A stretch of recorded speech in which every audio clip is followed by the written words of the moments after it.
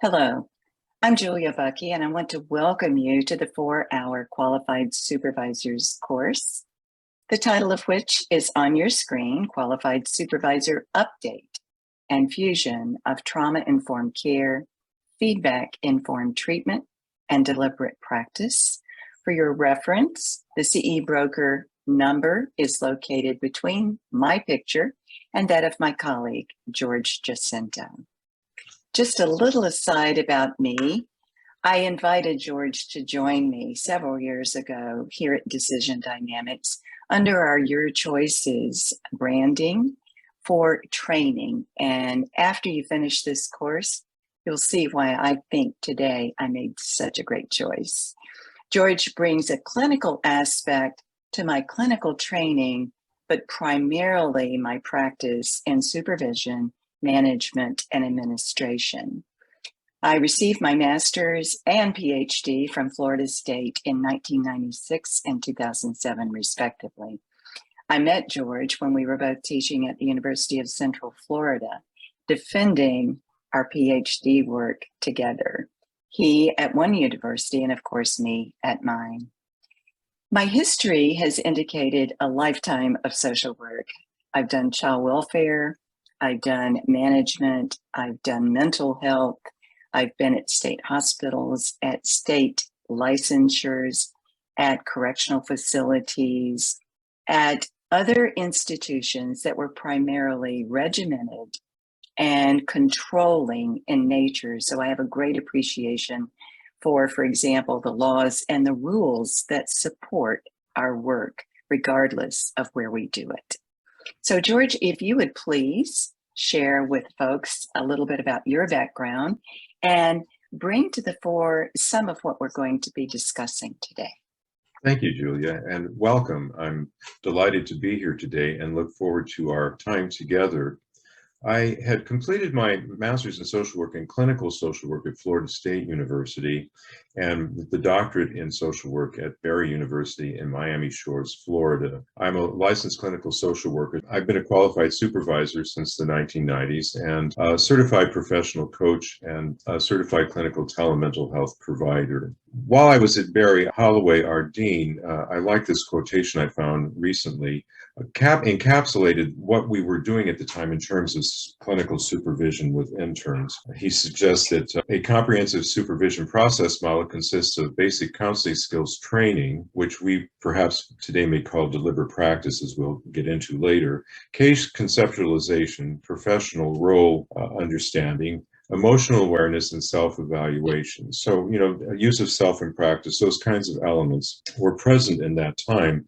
And doing role play with interns is essentially what deliberate practice is, although it's a more planned process today, as we'll see, moving through the time together. And I think at this point, we will begin to look at an overview of what we're going to offer today in the workshop. And the state board lists 8 objectives, which we have reordered in order to have more of a natural flow. We tried this using the 9 earlier, and it seems to flow better if we start with the laws and rules and the basic didactic information that becomes the groundwork upon which we're talking about other various topics during the 4 hours together. So I believe this will be more seamless in terms of our approach this year. And we would like to begin. I want to list what we're going to be covering, and Julie and I will both kind of cover these areas. First, we're going to start looking at the updates with the current laws and rules in the state of Florida. And then looking at electronic delivery systems for supervision and methods for ensuring confidentiality. Legal, ethical, and regulatory issues of supervision, including documentation of supervisory sessions, will be the third objective today. And within that, there will be a 20-minute video where we use case discussion tool, clinical supervision session notes, and a brief overview of the intern competency tool I'm constructing, as well as deliberate practice goal tracking form. So we're going to talk about documentation and forms, and I'm going to demonstrate the use of a few of the forms. You're probably already using these in your established practice, but these are ones that you might consider adding or You might be fine with what you're already using. Julia will continue now with the next objectives that we'll move to. And of course, the board has reminded you that you need a review in the research of which supervision models are most effective. And we're going to provide some detailed information, really, to you about that very topic. George has crafted a certain umbrella that you will be introduced to as a part of your supervision training in this course. And we're going to be looking at the way that supervisors share information, not only with their registered interns, but how that is replicated in the intern-client relationship as well. We're going to also be touching on trauma-informed care and its overview and implications for supervision in general today, and the supervision praxis that you will be leading your interns into. We're going to look at some basic supervision models as well, and we're also going to dwell in great detail, I think, about feedback-informed treatment and deliberate practice, and the praxis that actually subsumes those topics. We're also going to look at some challenges that you have in supervision, burnout and self-care. And we're also going to be talking in detail about how cultural issues can affect the supervisory relationship and the intern's relationship with their clients. George? And then we will move to discuss accountability of both the supervisor and intern in the supervisory relationship, followed by business aspects of supervision. There's not a lot of discussion in the past about the business elements of what we do, but in private practice, that's exactly what's taking place. Most of you are probably doing a mix of things, but certainly private practice is one of your focuses. And then finally, we'll complete the day with looking at ethical, legal, and regulatory issues associated with teletherapy. Next, we will move to objective 1 for the day, laws and rules. Providers for the 4-hour supervisory course are charged to, as George and I referred to earlier, share with you any changes to Florida laws and rules that relate to interns and your role as supervisor. So today we're going to be looking in depth at the updates to the Florida laws and rules in both Florida statutes in 2 primary chapters, Chapter 456, which governs all health occupations and professions, and then within our own chapter, Chapter 491 exclusively. Next, we're going to also look at the rules for our board, 491, that are identified by the board's interpretation of the law, the protocols they set forth for us, and how we are to apply those in Florida Administrative Code 64B4.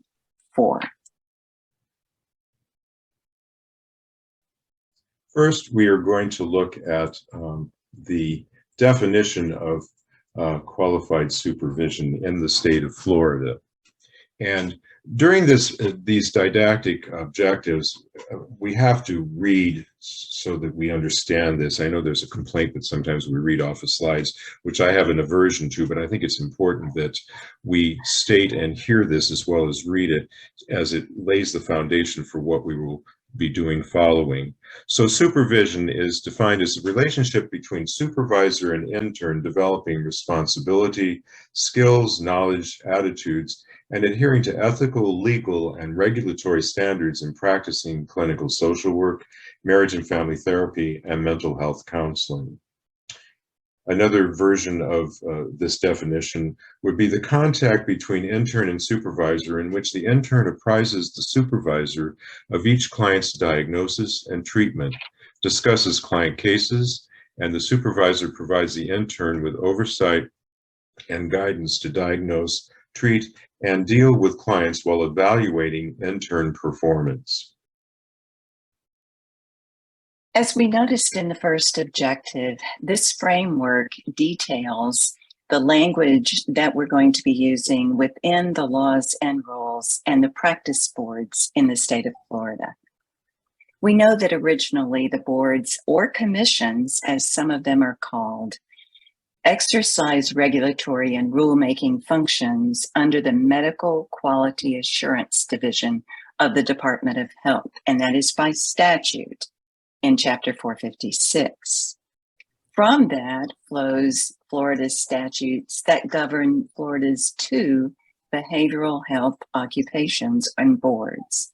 The first is our sister chapter, 490, governing psychological services, and of course the chapter for clinical counseling and psychotherapy services that we are governed by Chapter 491.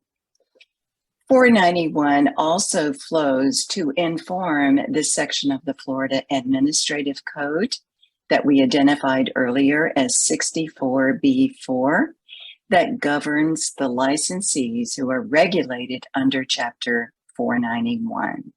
And we will be looking in detail at a few of those pertinent to interns and supervisors in just a moment. This slide looks at the updates, a summary of changes in 456, the Florida statutes, in 2019 and 2020. And of course, we're looking at the definition of registered interns and qualified supervisors regarding face-to-face psychotherapy and additional intern registration requirements. So it suggests that all sections governing all applicable Florida health professions has been amended. And there would be a renewal of license registration or certificate removes biennial intern registration fee. So it amends 491 from its previous statement regarding this. That is true. And if I could just add a brief comment, this whole section of 456, if we go into and look at the actual tables where the original law proposals were entered, there is hardly any chapter affecting any health occupation that was not affected by these changes. George, do you want me to do maybe one of these because I've asked you to do the end ones? Okay. Here we're looking at the laws and rules that begin in Chapter 491. This format is actually taken from another course that we do. If you've ever taken our laws and rules, you'll recognize these tables.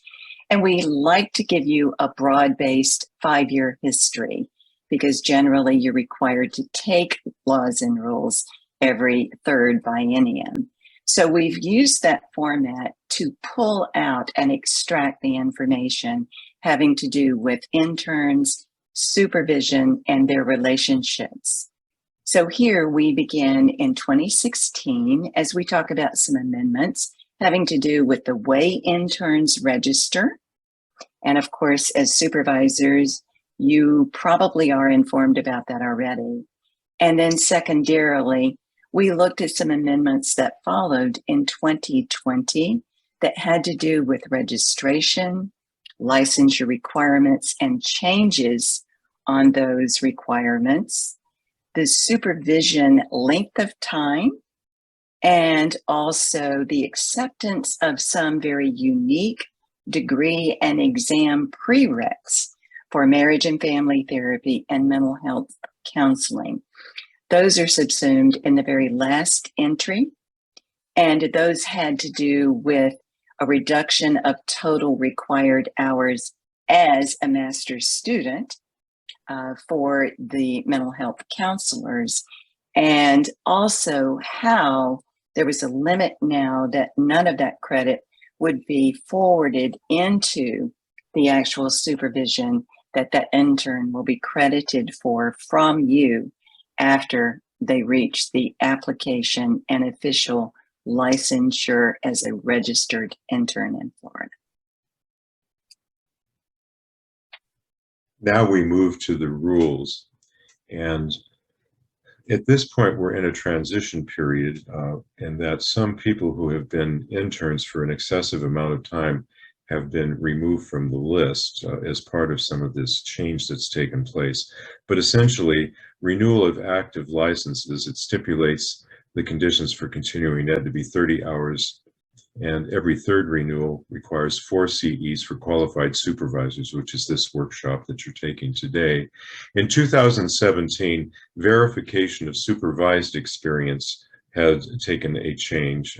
Verification of clinical experience now is the form that must be completed and signed by a supervisor. And again, approved CE supervisory training courses talks about obtaining the 4-hour supervisory training every third biennium. And the intent here is to review, discuss, and address the process of accountability of supervisor intern, business aspects of supervision, and ethical, legal, and regulatory issues of teletherapy. Teletherapy being a more recent addition to this, beginning with the COVID epidemic. And then a definition of supervision. Again, supervisory intern relationship, credit for supervision, hours in terms of biweekly supervision rate, and qualified supervisor resources, as well as the emergency rule for telehealth, which was introduced during the, again, the COVID pandemic.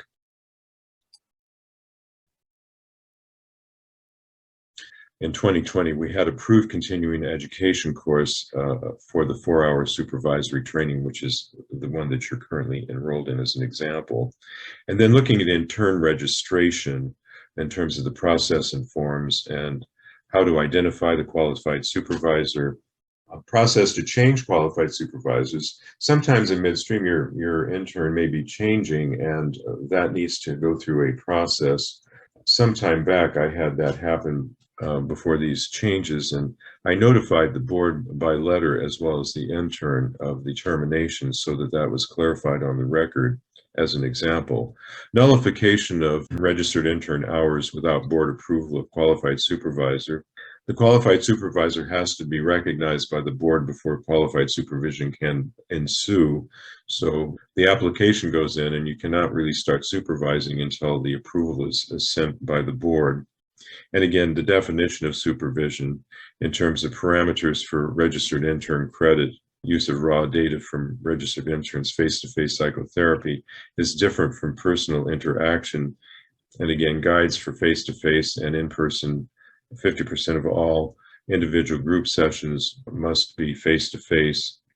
And that is defined as eligible clients, board reviews, types of face-to-face interactions.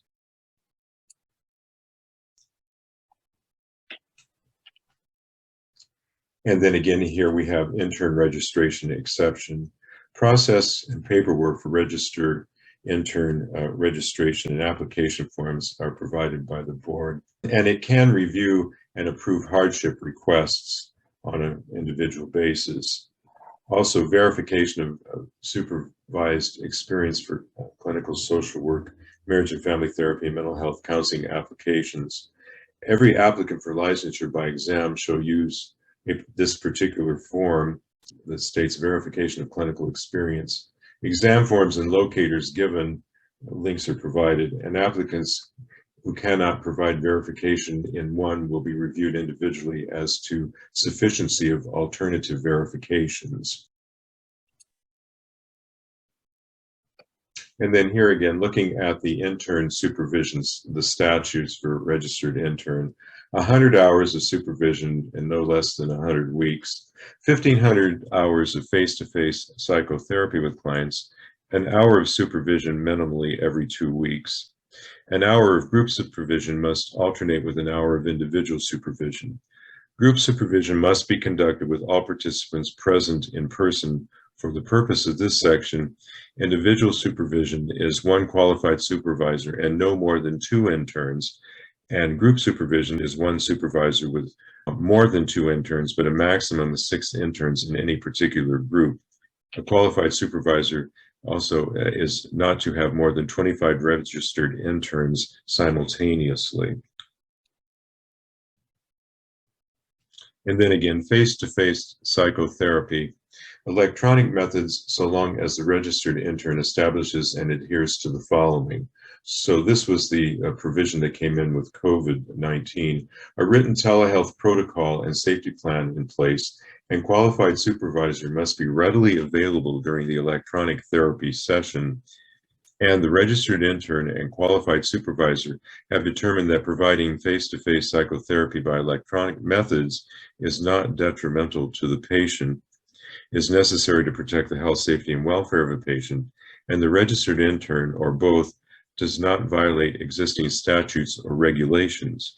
Number 7, notwithstanding subsections 3 and 4, qualified supervisor may utilize face-to-face electronic methods, which I refer to as screen-to-screen, including telephone-only communication to all supervisory sessions for internship hours if methods are not detrimental to patient, are necessary to protect health, safety, or welfare of the qualified supervisor, registered intern, or both. And finally, the COVID regulations had such impact on the skills that you provide to Florida residents.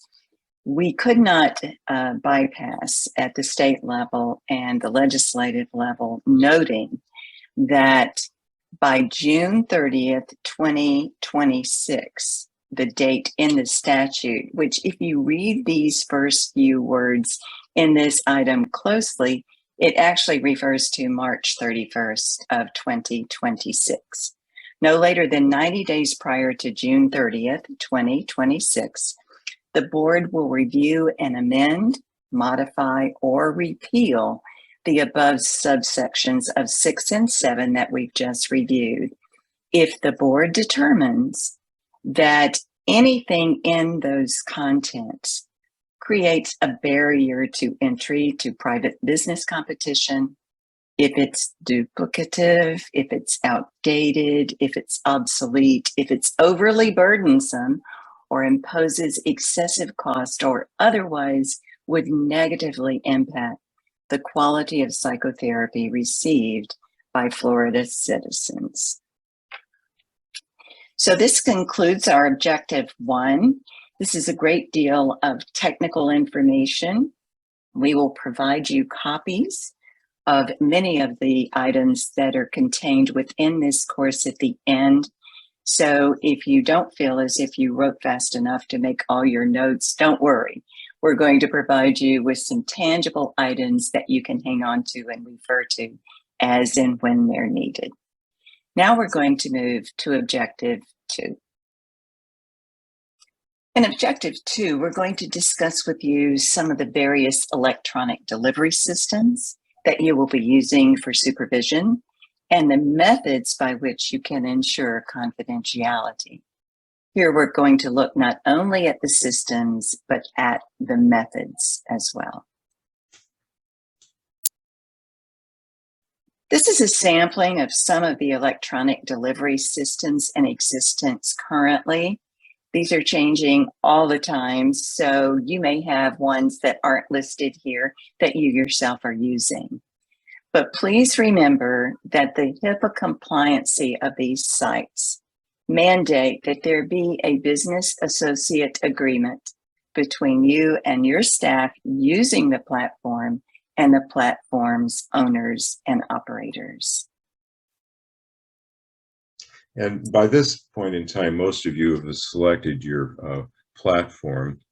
But examples of types of services that platforms offer: they will bill your insurances, chat messages between you and clients, credit card payments, electronic health records protection, forms, free trial, some of them will offer you, HIPAA compliance, that's the BAA agreement that must be signed, practice management, photo record of clients, support and training of how to use it, treatment plans, and video conferencing.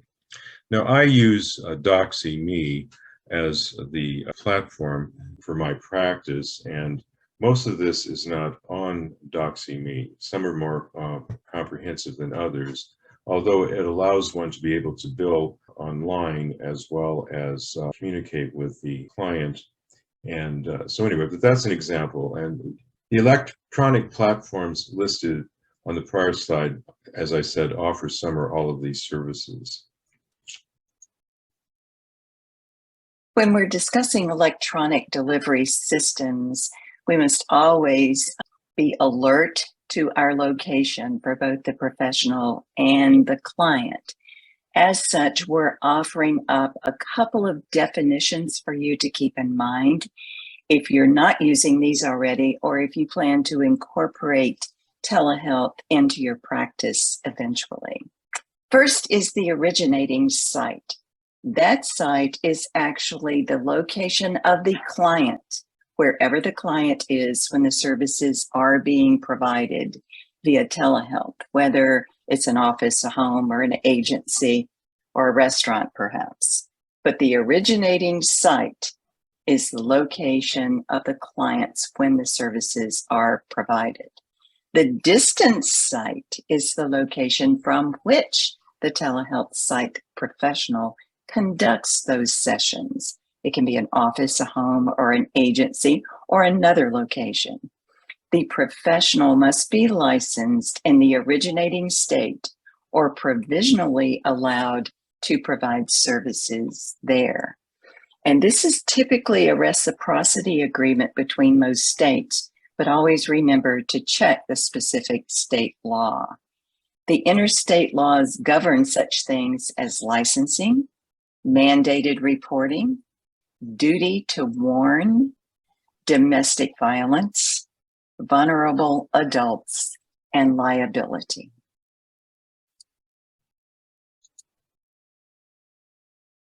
Several methods to ensure confidentiality to comply with the 3 sections of HIPAA, the Health Insurance Portability and Accountability Act, are 1, the privacy rule.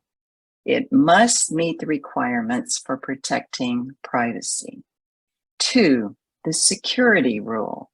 There must be guarantees and methods in place to secure the PHI or protected health information. And 3, the breach notification rule. These are specific rights that are associated with the client's health information and directions regarding notifications of breach to clients when they actually occur. Methods to ensure confidentiality. Suggested email guidelines. Use end-to-end encryption for email. Complete the HIPAA-compliant business associate agreement. Confirm correct configuration of your email. Preserve the email for the legally defined amount of time, and address questions to an attorney specializing in HIPAA. Also, suggested text messaging guidelines. Again, use a HIPAA-compliant app. Keep messages concise and specific. Read the text thoroughly before sending. I know a lot of the times there may be typos, so it's really important to make sure that they're clear. Do not use emoticons, and have manners, but do not send messages that are not needed. I would be very limited in what I would do with text messages. I know different practices use text messages extensively, like with adolescents in some settings, but more specific about dates and times of meetings, but not content related to the psychotherapy issues on text messages. I would suggest not using those. And George, I would have to add that even though my beloved Siri is wonderful in many ways, she does not always sync up with me in my meaning of words. So unless I am correct in proofing my messages before I send, sometimes they just aren't quite there. So I concur with everything you're cautioning there on the text messaging. And then methods to ensure confidentiality. In terms of electronic technology, clinicians should establish and maintain confidential policies and procedures consistent with relevant laws, which we are looking at today, statutes, regulations, rules, case law, and ethical standards. Florida statutes mandate retaining records for 7 years. If in doubt, obtain legal counsel. And then physical safeguards regarding disposing of PHI. Paper records, the suggestion is shredding, pulping, pulverizing, burning the records, rendering them unreadable and unable to be reconstructed.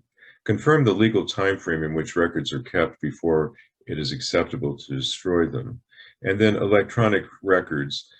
Clear, for example, use software or hardware to overwrite media with unprotected data. Purge, apply strong magnetic charge to disrupt recorded magnetic field to override the media, and destroy the media by melting, burning, shredding, pulverizing, or breaking up. Objective 3. We're going to be looking at the ethical, legal, and regulatory issues of supervision that include documentation of your supervisory sessions. First, we're going to look at ethics and ethical decision-making in praxis.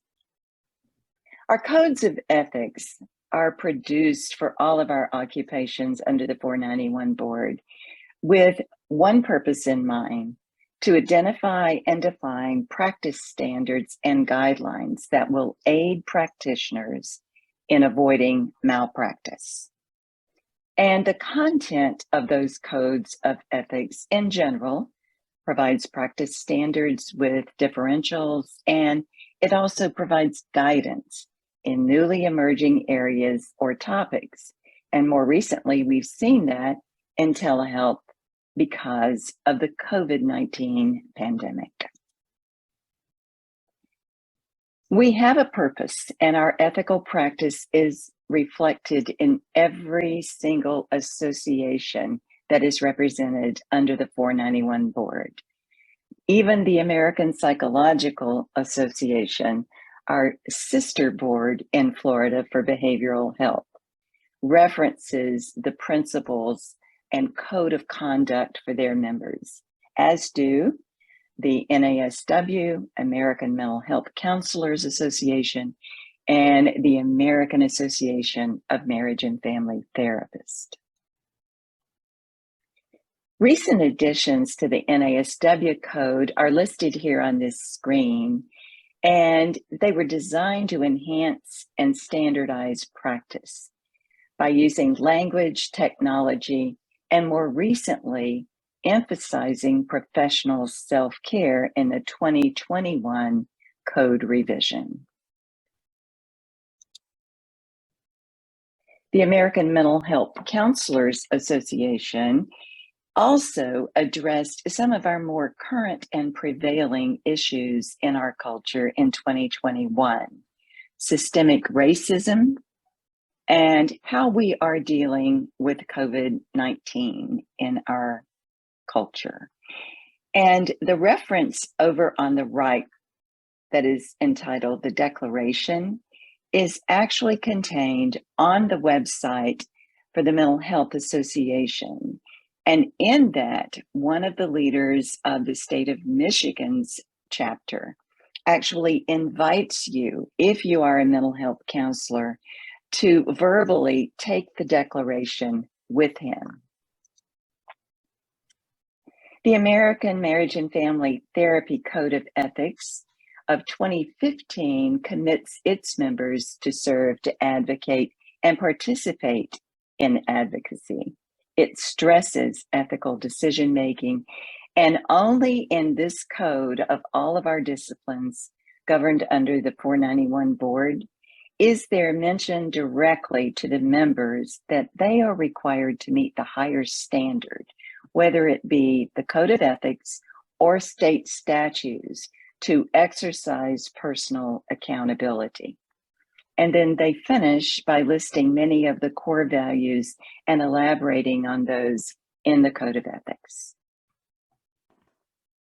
Much of the ethical, legal, and regulatory issues that we confront as practitioners, and that you are responsible ensuring that the regular interns that you supervise are compliant with, are under informed consent.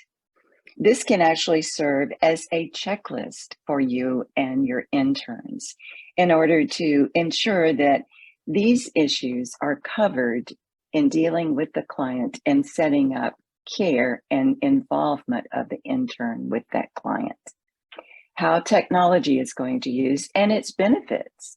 Alternative methods if technology is not capable of functioning on a given date or capable of being employed.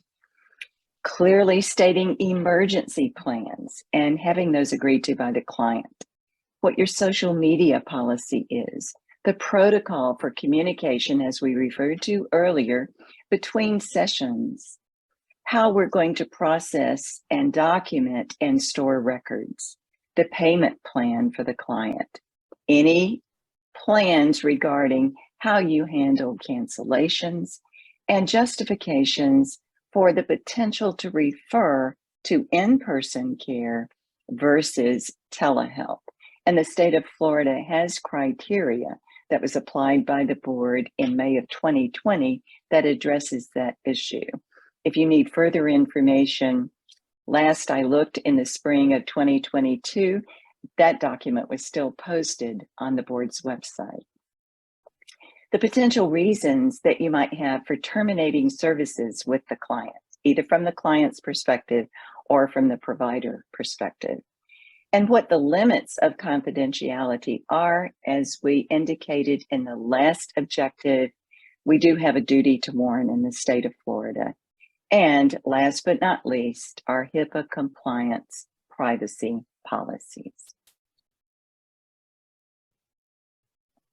Informed consent concerns center primarily amongst these three listed here. The client-informed consent is one in which there is a review of the purpose, the goal, the procedures, limitations, risk, and benefits of the services and techniques that will be used with that client before services actually begin.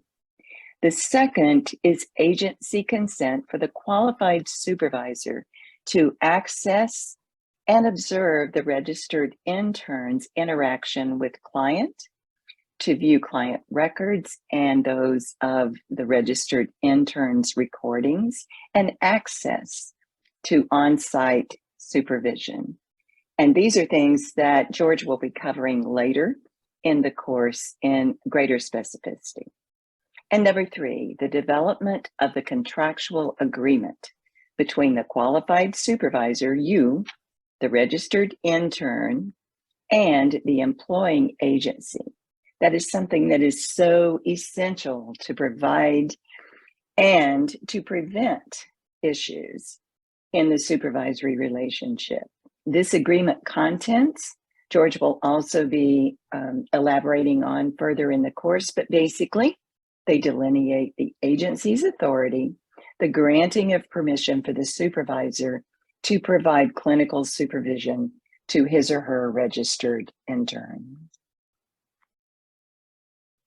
Ethical, legal, and regulatory issues from our codes of ethics and their implications are listed here. Basically, across the board, ethics mandate that there be emergency contact information for handling of the client, that we retain and have available during every session a written agreement in the event of an emergency, that we complete procedures for emergency contact, and that we are clear in providing the information resources in the specific area in which the client is residing or participating with the provider in a session, and a 1-800 hotline for reference. Also, providing clear directions for timeframes that we expect a response between session contacts. Phone calls, text, and emails need to be clarified so that the client and the provider can share a mutual respect for how they're going to communicate between sessions. And finally, the statement of what is a reasonable expectation for those very contacts.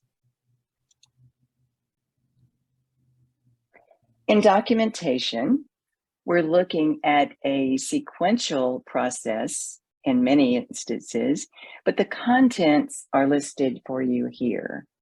There should be a supervision contract. State boards must have documentation of that supervision to include dates, times of meetings, and the length of time of those meetings.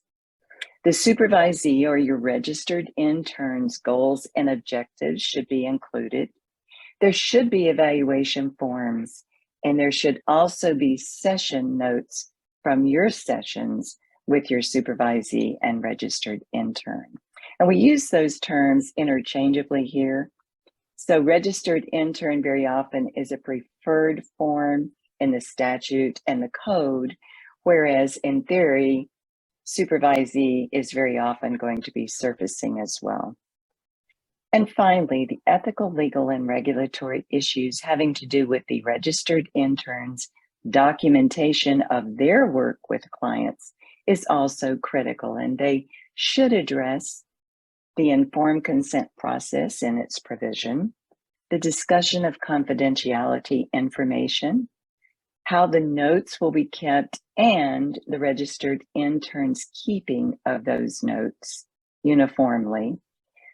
Finally, the dates, times, and duration of their sessions and meetings. And last but not least, billing and payment. And these issues are thematic in this section. You probably noticed them on several of the preceding slides. And that leads us in to the core work of documentation. Documentation strategies for the qualified supervisor and registered interns. Of course, documentation is an important legal tool, as we understand, that verifies the provision of services. Supervisors assist interns in learning how to properly document client services performed, regularly reviewing their documentation and holding them to high standards. So each supervisory session should be documented separately by the supervisor and supervisee. Both keep sets of notes. Documentation for supervised sessions should be provided to the supervisee within a reasonable time after each session. And social work regulatory boards may request some form of supervision documentation when supervisees apply for licensure. Records should be safeguarded and kept confidential. At this point in your practice, you have probably a number of templates of the forms that you use. You'll notice that my gjacinto.org website below here has a, on the menu, clinical supervision link. I've put up the templates of the forms I'm showing and a number of resources that go along with the workshop and the notebook that you have printed to work through today with us. This is an example of an intern contract. As I say, you probably have your own, and I have a better full-size picture of this or example in the website. One of the key things that we do when we first start working with interns is working out the contract, trying to be up to date on the various provisions. The next series of examples are notes that the intern would be using on the next slide. Today, I'm going to use examples of the case discussion tool with Joe, who's going to be the focus of the video we'll be watching shortly, and clinical supervision session notes that Joe will fill out after the session. So we'll kind of look at what those might look like. And of course, the documenting your time spent together, whether it's individual or group that you've supervised for that moment, and perhaps the fee. So here's a template that I was using. You probably have something similar that you're currently also using in your practice, but to just kind of go over the various forms that one might use. This has the consent for treatment with an intern. This is sort of like the informed consent kind of thing, documentation on the far left here. I have this, of course, is also on the website, the example. You may use a different one, but it's important for this to be clear with the client and done at the beginning of the service the intern is providing. Then the memorandum of understanding is a second iteration memo that I had with an agency without disclosing who or where it was, but basically clarifying what the provisions would be in terms of the intern and the qualified supervisors work at that agency and the caseload of the intern. I've added some additional information on a separate sheet on the website that included some things that came up in the last time I provided this workshop of questions people had that may need to be kind of examined. But here it talks about how often will you conduct the supervisory or live supervision with him at the Behavior Solutions. That's a fake name. So on the location where the intern is working, how often would I do live supervision? This is their question to me. to clarify. How often will you need to meet with me as his unit supervisor? Confidentiality form has to be signed, and that consent form is a part of that discussion. Reviewing this documentation would be limited to selected notes. So they're telling me what I can have access to as the qualified supervisor. There may be a whole range of other things that might be involved with certain placements, so you would have to kind of figure out what that is as you begin to work together on providing service for the intern. And then over here, this concept of the dual supervision conflict resolution, I think is an important consideration, in that sometimes people are being supervised in clinical manner for the same clients, you being the qualified supervisor and then a qualified supervisor on site. So to begin to discuss that and clarify what your understanding is in terms of the role of each supervisor, such as the parameters of the relationship. And that sort of was in this little memo follow-up that I have here. She wants to know how often I'm coming to be on site and how often I would need to meet with his other supervisor who's doing clinical work. So it's important. If no agreement exists, then the immediate employment supervisor may have the final say. So again, trying to work this out with the intern as you begin to come together in your first sessions with the intern, your intro session. And this is a taxonomy of deliberate practice activities in psychotherapy developed by Scott Miller and Daryl Chow, who are feedback-informed treatment and deliberate practice experts. I've taken a several-day workshop about this, and I really like how they talk about the stretch goals in terms of trying to develop competencies for the intern. I've adapted this to the form that I use. However, I think it's important to remember that deliberate practice, this is similar to what we used to call role play, this deliberate practice concept. Basically, what you do is you work with the intern through various means to determine what competencies need to be added to their repertoire or to improve upon, and then you would list them in order and address the most pressing ones first. And so we'll see with Joe's deliberate practice what we came up with after his interview with Dr. Clemens, his supervisor. Next slide. This is called Joe's initial interview and process notes, but in the templates that you just saw, it's actually called the case discussion note. And this is essentially Joe's take on the session he had with Sam, his client. So, you know, he says that Sam did not seem at ease during the interview and appeared to be rushed with his answers to the long list of questions. I felt like I was interrogating him. How could I move more fluidly in conversation and answer all the questions required by my agency? He was using this form that he had to ask all these questions, essentially. And so, describe the event. What is important? How did you feel, etc.? And so he says, I need to figure out how to move through the interview, allowing the client to share their information without obstruction. I felt frustrated and like I was missing important information by rattling off questions. So example, we talked about pronouns and Joe did not understand what they were and said, just call me Sam. Asking questions based on the assessment form did not allow for him to elaborate on answers. It was just like short questions and then on to the next. While I think my diagnostic impression was accurate, I would like help to be more clear in terms of the diagnostic process and have more confidence in doing it.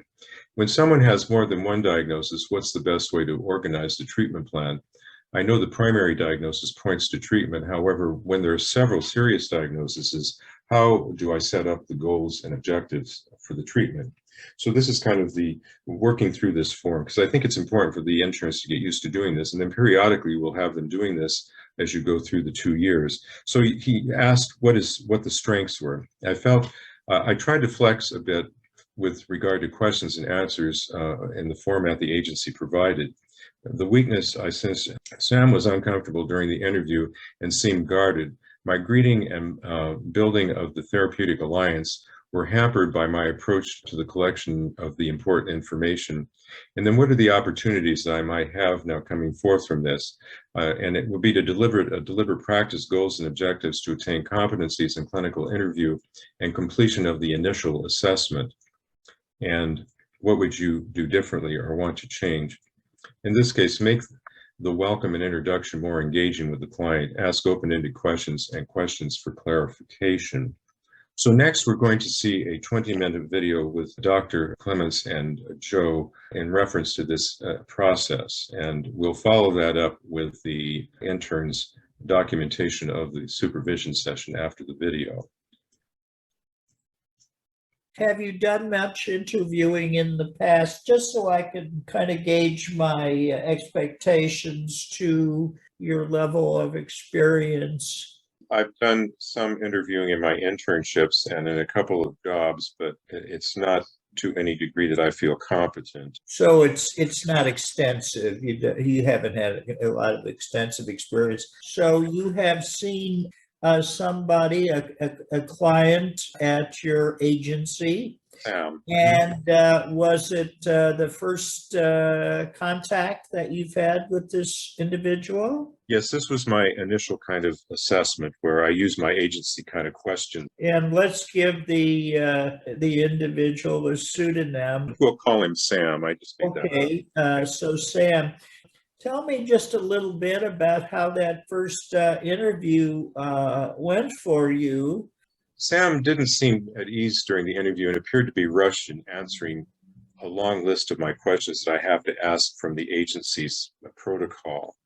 And I felt I was interrogating him at some point in terms of his response to me, and how I'm trying to figure how I could make this more fluid and answer all the questions that the agency requires, because that wasn't good for rapport, put it that way. I see. And how I have not seen the agency protocol, but if you could just briefly describe the number of pages that you're required to submit.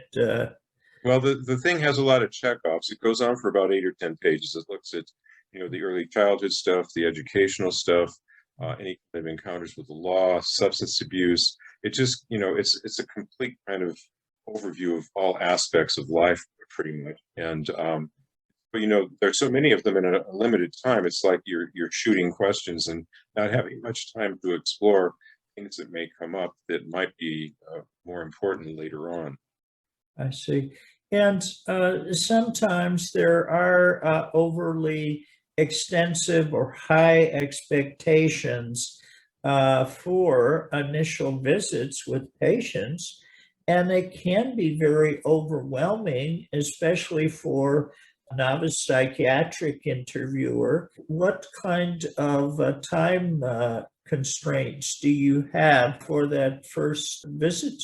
Well, generally we have about 45 minutes to an hour with clients, and sometimes I like to use that kind of watching the clock. You mentioned you felt as though you were interrogating the individuals. Can you maybe just start at the beginning of your experience with this individual and tell me how that started with Sam? Start at the beginning and maybe tell me a little bit what you learned. Well, I felt, I was frustrated because I kept missing important information by rattling off questions. So when we started, we have this thing with the agency about pronouns, which I have real issues about. So I asked him what his preferred pronoun was, and he said, "What in the hell are you talking about? I don't know what a pronoun is." And so he said, "Just call me Sam." And I thought, and this has been my contention all along. Most people don't know what the heck it is. But anyway, I learned that that's probably not what I'm going to use in the future. It doesn't seem to work well. Most people don't know what I'm talking about. That sort of etiquette sometimes does get in the way of building a relationship, because in most circumstances, you might want to say, how would you like me to refer to you, by your first name or your last name, Mr.? Asking about pronouns might be, something that maybe some people might do, but I think it's kind of intimidating and not quite as important in terms of building rapport, other than saying, very nice to meet you. How shall I refer to you? So does that make sense to you? Well, I think it makes a lot of sense because, curiously, in a lot of languages, there aren't pronouns per se. And so if you're asking someone that's not a native English speaker and they have a different language that didn't have pronouns, that would also be perhaps confusing.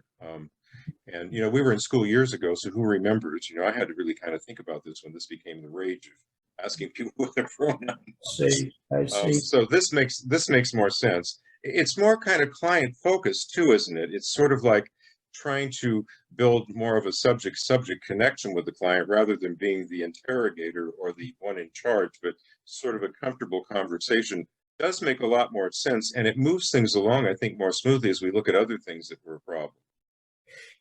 I think that it is very important to conceptualize that while the agency may have some goals of accomplishing quite a bit in a short period of time, the important issue is the relationship with the individual, because if you are off-putting, or if you're rushed, or you're madly going through papers and everything is kind of speeded, you're not going to develop much of a relationship with that person. So that perhaps those agency questions, there may be some important ones that you need to ask in terms of demographics and very basic information, but 45 minutes to establish rapport is not a lot of time. So that I would suggest that you be a little bit maybe more conversational in the future with these people, and less intense in terms of rapid fire questions, because it does seem to be an interrogation for some people. Well, that gets to my second point about with this, because I'm following your list there. So asking questions based on the assessment did not allow for elaboration of the client's life situation. It was questions, short answer, next question. But like you say, in conversation, more emerges than just rapid fire questions. So I was really uncomfortable as we got further into this, as I have with other interviews. And so I think this approach sounds a lot more like it may more fluidly flow, and I may get more information from them than I'm expecting that really answers a lot of things on the form that I have to respond to when I do the report. I think the most important issue at a first session always is to establish, if it is to be continuing, to establish a bond, a rapport with the individual. And I think that approach is a very, very important consideration. And to that extent, to proceed as if you were making an introduction with perhaps a neighbor or someone else you've not met before, and it's going to be not a friendship, because we have to have some separation, but not the distance of filling out the form and the intensity of going through many, many, many questions, so that to ask where they live and their age, and do they have children, are they married, and certainly why they've come today to talk with you. Ultimately, that is the most important information, because in the zeal to get all the boxes checked, you may forget to understand that this is a human enterprise. Okay, so you said you felt a little uncomfortable with the pronoun business, and I'm wondering, you had some question maybe about the elaboration of the life situation of this individual. What were your thoughts about the life situation of this individual? Well, the referral had to do with substance abuse. But as you were talking, I'm thinking that it may be easier if I just ask open-ended kinds of stuff, like, can you tell me a bit about your childhood and how you got to today, or something, to allow them to sort of free range. And I like the idea. That's much better than I've been doing this. And I used to do groups, and we would sometimes do that in groups, and it seems like people were much more forthcoming, but they also, that rapport thing begins to develop because it's more of a give and take rather than someone rapidly asking questions just for information. I'm going to try that in my next interview. And I think that this could be, establishing the rapport kind of thing in terms of therapeutic alliance and more fluid ways of asking, and maybe having some throwaway questions in my mind that I would ask, because there's a lot of things that seem to be similar among different clients. This has been a helpful kind of reflection on how you don't have to use the rapid fire and still get the same information. And then as you get through the interview and you realize then you could kind of glance at the list and realize, oh, they didn't talk about this. And so you might say, could you tell me a little bit about whatever period it was and how you did whatever? I think makes more sense. And I think they would feel more in ownership of what's going on as well in their own therapy or whatever it's going to be. Well, it sounds to me like you are, just to summarize what you're saying to me now, and that is in an open-ended way, allowing someone to tell their own story Mm-hmm. and not to get in the way with such rapid fire information. How do you kind of conceptualize the problems of this individual at this point after meeting with them on one occasion?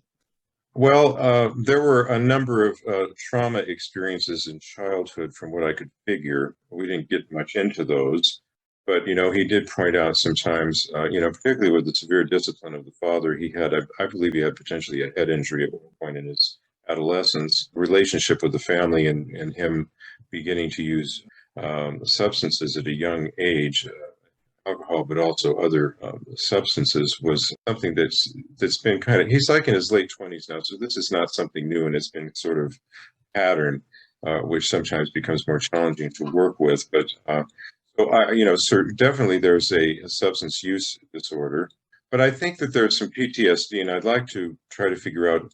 I have some rapid assessment instruments that look at trauma, which I'm thinking of using in the next session. Can those be filled out outside of your presence, or is that something that you would have to question him about? I think it would be better if we question, because again, it's building further rapport with him. By pointing out that you had mentioned some things last week about the discipline, and it said did you have any issues after you had the head trauma that you were talking about? So trying to ferret out more detail and then figuring out where that fits in terms of the overall diagnostic impression that's developed.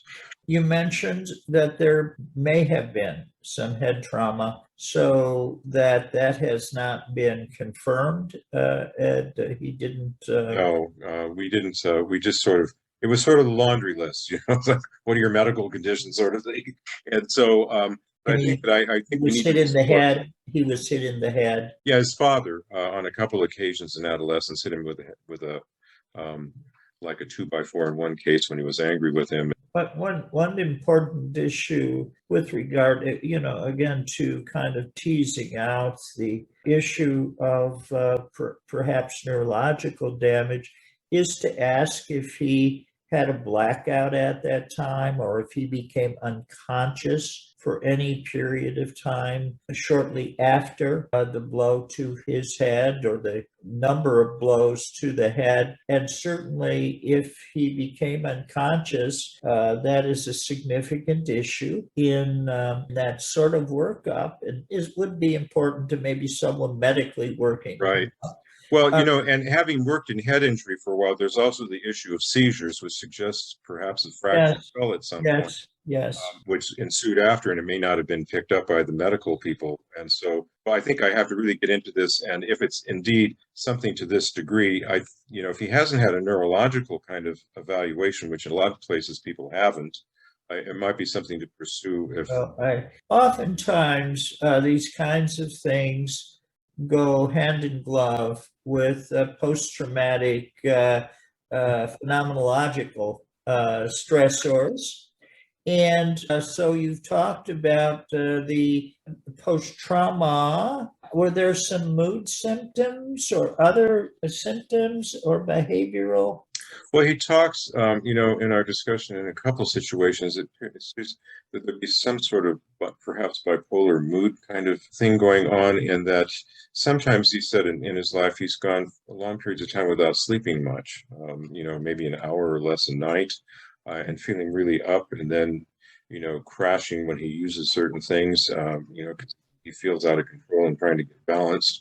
So I think that may be what I would call a provisional. I have to do some more ferreting out, but I think that somewhere in that range, he has something going on.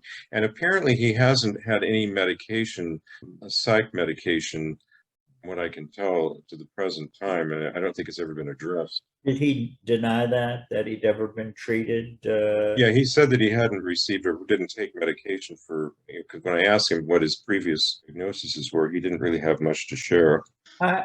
Despite your not, I don't know how much of your agency survey you got through after that session, but for 45 minutes, I think you did a reasonably good job. If you were able to say, well, there are some things I yet need to sort out about brain injury. It sounds like maybe he was traumatized, psychiatrically traumatized by the relationship or violence with his father, maybe some other persons too, and that maybe there is a mood disorder present. Now, that's quite a bit for an initial interview, and that with experience, you will learn that, that's a pretty good start. Now, you want to make some provisional, if you're forced to give a diagnosis, there are certain provisional diagnoses. Possible bipolar disorder, possible with fuller explication. That's what I did because I figure, in the classes I took with the DSM to figure out that whether or not he meets the criteria for a particular disorder. So I've got symptoms that I've clustered together to further explore next week because I don't have enough for a clean diagnosis on anything specific from what I was playing with. So I think I need to go back with some more kind of questions to flesh out, does this actually meet the criteria for a particular type perhaps of a bipolar diagnosis? And indeed, whether he completely meets the criteria for the PTSD, and so that's the other thing I wanted to work with you on. It's how I become more elegant in how to cluster and fit to the DSM and then to diagnose. And so that's another goal I'm hoping to initially begin to work on. I think that is an important goal, but I think it's also important to remember that that's not the only goal. And really the most important goal is to help this person. Right. And certainly one of the avenues is to know what's wrong with them, but also, the use of your therapeutic skills to help change some of these things. So you are proceeding really on I think, a reasonably good course. And my only suggestion would be to slow it down and to talk with him, as a person, and not be so quick and so eager to make your check boxes on these agency forms. And I think these days they're calling some of that deliberate practice. Right. Maybe you're more familiar with those concepts than I am, but. Well, we talked about, you and I, the deliberate practice piece was my practicing with you outside of the therapy session, develop these competencies and what we were talking about, which I think core building or alliance, the way to interact in terms of the story, and then also, like you say, though, down to figuring out the least severe diagnosis that one can apply to the situation, so that people don't get marked. I've worked with a lot of clients over time who have these horrible diagnoses that I don't think they ever had, but it marks people for life when medical people or psychiatric look at your record and they, oh yeah, without really going into any detail to figure out what the heck really is going on. Yeah. What do you think in terms of your evaluation of yourself? What would you see as being the strength of your experience with this individual? Well, I tried to flex a bit with the questions and answer format. the agency paperwork, which I think I got aware in the middle that this wasn't working as well. But I like our discussion in terms of more of a conversational approach rather than a read off the questions. I think that would be what I gained from this, which is very important because I haven't given it much thought in the past. And on the other hand, what weakness I think you probably stated thus far is that you rushed initially, that you were so Right. eager to get every bit of information that was necessary, that was on the form. Well, I was trying to answer all the questions, and that caused Sam to become more guarded in terms of what he was going to share. And so I think I may have gained a lot more had I gone with the approach you talked about. So next time I will pick up with doing that sort of relaxed approach, conversational. I think it's really important to keep in mind that you are, that it is an honor to allow people to reveal themselves to you, and that there are few opportunities in life where we are given the opportunity to freely discuss ourselves Right. with Yes. someone else, and that to hurry or to pressure with time the situation is really not helpful to the individual. So that I think you're given a real opportunity, and it's a real honor to have the ability to extend yourself to someone else. Anyway, I'm going to we'll continue with this again on our next visit. I'll try to put together some more specifics about what I want to accomplish with these various, the alliance, the question asking, rapid assessment tools you and I'll talk further about, and then how to arrive at diagnosis. So those are my main things that I want to be working on as we begin to work together over the next few years.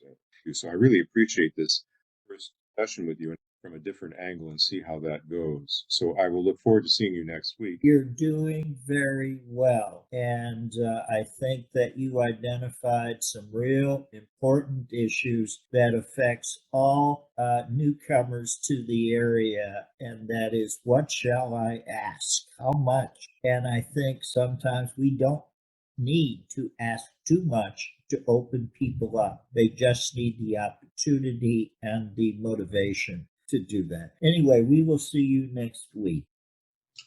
So that concludes the video. But we have here a couple things. The first thing I wanted to show you was the clinical supervision session note that Joe did after the session, where he talked about what they discussed on one side and then the actions to be taken by the intern and supervisor following up. So basically, the discussion looked at what we had looked at on the earlier form that he presented in terms of what the issues were, which is pretty much redocumented on the left. On the right is where things begin to move in terms of stretch goals. For instance, establishing a therapeutic alliance. What are the objectives that Joe wanted to accomplish here in conversation with Dr. Clements? Also, the administration of rapid assessment instruments that are appropriate for working with clients, and then developing an easier process to arrive at a diagnosis. So there's basically therapeutic alliance, the use of RAIs to help expand information in the session, and then the development of an easier process to work with the diagnosis. So that's essentially what that session would be documented like by Joe and his intern form. So as we come out of the video, then reflect a bit on what are the challenges you currently face with interns. In your notebook, you might jot down a couple of points in terms of what you are currently experiencing or what you anticipate. If you're just beginning to do supervision, what are you anticipating perhaps as challenges? And also, how do you begin to develop a qualified supervisory relationship between yourself and the intern? This is something, again, that would reflect kind of the establishment of a therapeutic alliance, and that it's not a therapeutic alliance per se, but it's a working alliance with yourself and the intern. Because a lot of what you're doing with the intern is parallel to what the intern will be doing with clients, but from a psychotherapeutic approach as opposed to a supervisory approach.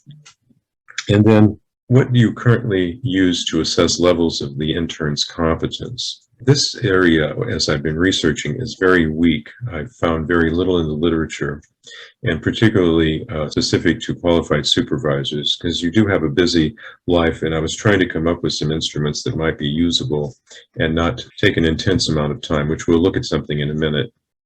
And then, are you using the intern's report of client feedback as part of your competency assessment process? In other words, do you have feedback from clients in terms of how the session is going that the intern is collecting? So these would be some questions to reflect on today, perhaps around this idea of not only the notes, but what are you doing in the session? So this was a demonstration of a new intern and the beginning process of working with Dr. Clemens. And next we'll move to looking at the next slide. This is the baseline competency forms that I'm working on developing to assist qualified supervisors. I use the National Institute of Health Proficiency Scale as the template out of which I extrapolated my categories here. They didn't have a no knowledge or experience category, so I made that the 0, because I think some people that come to us have no knowledge or abilities in certain areas that we may be wanting to look at. But this would be the baseline. I think this would be something when you apply to become the supervisor of the intern, in your initial session with the intern, I think developing the baseline competencies are helpful, because you're getting a sense of what the intern thinks the intern's competencies are, and then you can begin to manage that as you work over the 2-year period. So here there are 5 categories. The threshold for what I call competency is number 3, which is called the intermediate level. So basically things between 0 to 3 would be targets for deliberate practice activities. So basically the forms start with the engagement of the client, and then trying to figure out how the intern uses or will use trauma-informed care principles in the practice. We're doing it here both with the intern in terms of the supervision, but also where is the intern in terms of how these are being enfolded in practice. For many years, many of us have been doing all of these, or most of these principles anyway, but we haven't targeted them out specifically. And so this is something that I think will enhance the intern's practice as well. And then what is the beginning and closure of sessions? How does the intern do with that? And are they indeed using any kind of client feedback? The outcome rating scale and the session rating scale, which is the bottom one here under client feedback, again, come from Miller and Chow's work. But if you're not using those feedback forms, what are you doing to gain feedback or elicit feedback from the client? And then again, looking at documentation of praxis, develop viable assessment process, viable diagnosis process, treatment planning. So there's different areas that you're looking at in terms of where their levels are of competence. Telemental health praxis. I like to use the word praxis. It comes from Paulo Freire's, where you apply what you've learned to your work. Practice and praxis are interchangeable in terms of how I'm using it in this workshop and in my future work. And then looking at therapeutic skills, basic therapeutic skills. Where does the intern land on that in terms of what they've done? Can they give some examples? So helping to get examples as you go through this will help kind of flesh out whether it's 0 or 3 or whatever number that seems to fit from the rubric. And then therapeutic methods. This is where you immediately have the intern list where they believe they have competencies. In other words, are they really heavy in use? Are they competent with CBT? Are they competent with client-centered work? So going down first and listing where the competencies come from, and then as they look at the list, are there additional methods they would like to learn? Check those off at whatever level they seem to fit. So say they want to do more of a narrative use in the future, check off whether they have no interest or essential awareness. Where are they at with that? Because that could become a stretch goal in the deliberate practice lineup. And then the use of self and praxis and self-care, 2 additional important areas, particularly the self-care now that we talked about that's included in this workshop and makes a lot of sense because we need to really be taking care of ourselves as well. Then moving on to that slide. This is the deliberate practice goals tracking form that I developed, which is similar to the TDPA that we looked at before, developed by Miller and Chow. So basically, this is what Joe's stretch goals involve. First, there's engagement and skill development using therapeutic alliance. How do you establish that? Demonstrating the start and finish of sessions, asking open-ended questions, learning to wait for the client to respond, clarifying the client's thoughts, informing the client about what to expect in therapy. So that would be the first of them. And you'll notice under current rating, that's the competency scale that I just shared you. We're putting the numbers in there. Where do we start? And then you'll see over on the right, the completed rating would be where are they at the time you're checking it in the future as you're going through the 2 years. And then locating the date when competency had been attained, in other words, reaching 3. Then development of a more fluid way to ask questions, remembering to include all areas of the assessment tool. This is what Sam was having issues with, is making sure he covered all the questions, but learning how to maybe ask the client to expand on answers if you need more to fit one of the tools, like, what is their substance abuse history or something, if they haven't gone in depth enough. And then what RAIs might be appropriate. So rapid assessment instruments, would it be the adverse childhood experiences, for instance, or would one do the 6 CIT for mental status? What tools would they be routinely using, and maybe getting comfortable using them perhaps in the supervisory session as part of their deliberate practice activities. And then lastly, improving diagnosis and treatment plan process. So again, arriving at the diagnosis, what's the easier process to get there? A stepwise protocol perhaps, or identifying the range of diagnostic labels that may fit the symptoms, differentiating between primary and other diagnoses, and plan treatment beginning with primary diagnosis. So this is the initial take on the stretch goals. These will change as competencies are met and new ones are taken on, both revealed as part of the initial interview that we just talked about, but also the client feedback over time brings forth a lot more awareness of things that aren't really connecting. So this would be kind of the summation of what we are going to cover today in the documentation part of the CE.